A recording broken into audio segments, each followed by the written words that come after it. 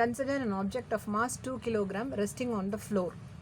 ஒரு mass 2 kilogram mass இருக்கிறது ஃப்ளோரில் ரெஸ்ட் ஆயிருக்குன்னு எடுத்துக்கிறோம். The coefficient of static friction between the object and the floor is mu suffix s is equal to 0.8.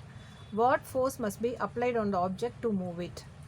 அதனோட coefficient of static friction கொடுத்துருக்காங்க, நமக்கு mass கொடுத்துருக்காங்க. நம்ம கண்டுபிடிக்க வேண்டியது என்னென்னா என்ன ஃபோர்ஸ் அப்ளை பண்ணால் அந்த ஆப்ஜெக்டை வந்து நம்ம ஃப்ளோர்லேருந்து மூவ் பண்ண முடியும் அப்படிங்கிறது தான் கொஸ்டின். Very simple question. நம்ம லாஜிக்கலாக இதுக்கு ஆன்சர் பண்ணோம்னாவே it will be okay.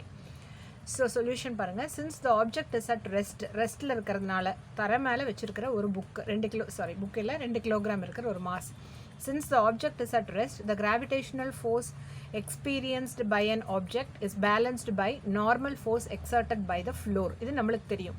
Gravitational forceம் அந்த ஆப்ஜெக்டோட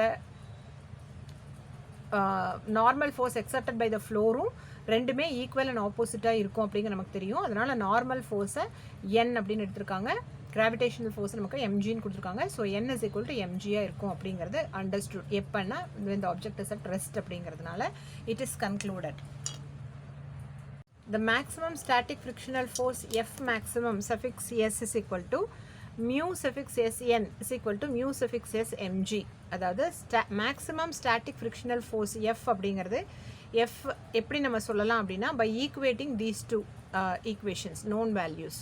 ஸோ இதிலிருந்து நம்ம கொடுத்துருக்கிற வேல்யூ மியூ சஃபிக்ஸ் எஸ்என்னு தெரியும், மாஸ் ஆஃப் த ஆப்ஜெக்ட் தெரியும், கிராவிடேஷனல் ஃபோர்ஸ் வேல்யூ ஜி தெரியும். ஸோ இந்த மூணையும் சப்ஸ்டிடியூட் பண்ணுறோம். So coefficient of static force வந்து 0.8, நம்மளோட மாஸ் 2 கிலோகிராமில் இருக்குது, இது வந்து 9.8 இருக்குது.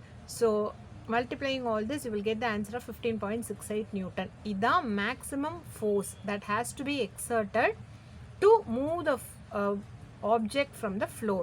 ஃப்ளோரில் இருந்து நம்ம அந்த கொடுத்துருக்கிற ஆப்ஜெக்டை மூவ் பண்ணுறதா இருந்தால் குறைஞ்சபட்சம் இதுக்கு மேற்படியான ஒரு ஃபோர்ஸை நம்ம அப்ளை பண்ணணும் அப்படிங்கிறது தான் இந்த எக்ஸ்பிரஷன் நம்மளுக்கு கொடுக்குது. அதை தான் நம்ம கீழே எழுதுகிறோம். therefore to move the object the external force should be greater than maximum static friction. இந்த மேக்ஸிமம் ஸ்டாட்டிக் ஃப்ரிக்ஷனான 15.68 நியூட்டனை விட அதிகமான வேல்யூவை நம்ம கொடுக்கும்போது அந்த அளவுக்கு ஃபோர்ஸ் கொடுக்கும் பொழுது obviously the thing can be moved. That's all.